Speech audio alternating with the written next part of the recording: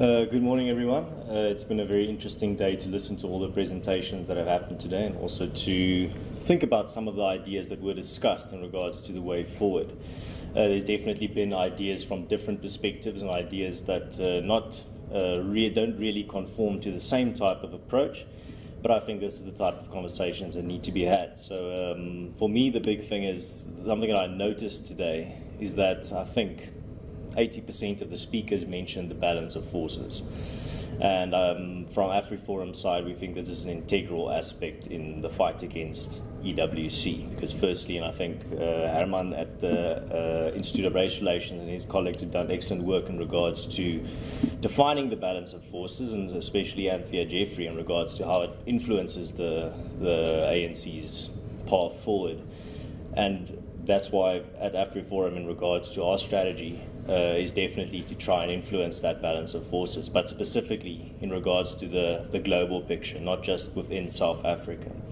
So this is, and we've seen examples of this as recently as this year, with, for example, the US Secretary of State Mike Pompeo coming out and warning South Africa quite blatantly that any going down the road of EWC will definitely put them on the US's radar, and will risk them or risk us being not only kicked out of AGOA, but also risk South Africa being sanctioned or facing a lot of serious consequences. And you can see from the ANC's reaction to any of this type of rhetoric, it's very frantic and very panicked, because I think since 1994, in the first half of the ANC's rule, they were pretty much the world's darlings. There was nothing that the ANC could do wrong. So they haven't really had a chance to develop a thick skin when it comes to this type of international criticism.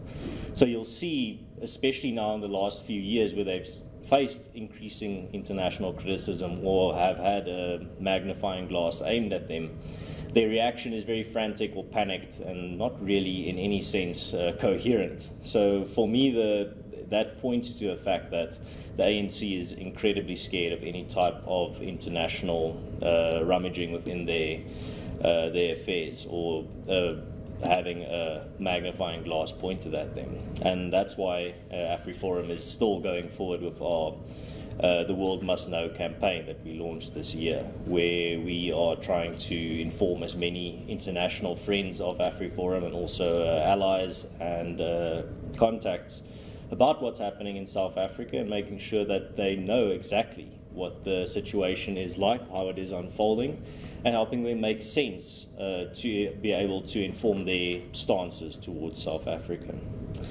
In regards to EWC, from a more domestic perspective, when it comes to not only the balance of forces, but what can be done. When I finished my master's thesis this year on property rights and left-wing populism, one of the sources that I found was Francisco Rodriguez, who is a Venezuelan economist.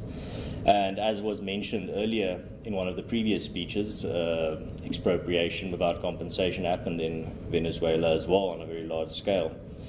And when Francisco Rodriguez was asked how this Chavez regime was allowed to happen and become so totalitarian and almost unimaginably iron-fisted, his answer was very simple. He said that because the journalists and academia of this country bought into his promises, he had no resistance coming from those types of institutions or avenues. Those that were supposed to speak truth to power and hold government to account drank from the same poisoned ideological chalice as the leader himself. And he said that was what doomed Venezuela to the fate that it eventually, or the road that it eventually went down.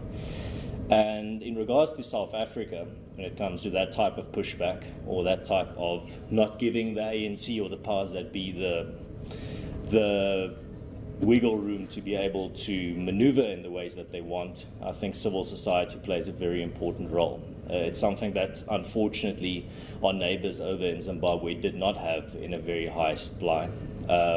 South Africa we are lucky to be blessed with a lot of civil society organizations, a lot of them in attendance here today. And if there is any chance of stopping EWC, it will civil society in South Africa will be one of the key players. If we were to sit back or give up or fail to make a substantial difference, I don't think there will be much standing in the way of EWC. So, and as we've seen in other countries where such types of policies have been implemented, one of the first things that was done was to neutralize the civil society, or to capture it rather. And I think that's why meetings like this are important. I hope there are more like this in the future. And for me, the big thing in regards to that is that at least we can take heart from the fact that we do have a lot of friends and a lot of allies that come together and discuss this and are having events like this. And that South Africa, like I said earlier, is lucky to have a lot of the organizations like the ones that are in attendance here today.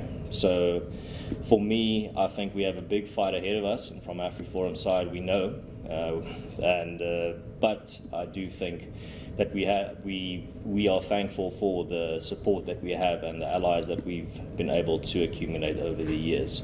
And I think that is the big thing to take heart from. So Godspeed to everyone in this room. Thank you.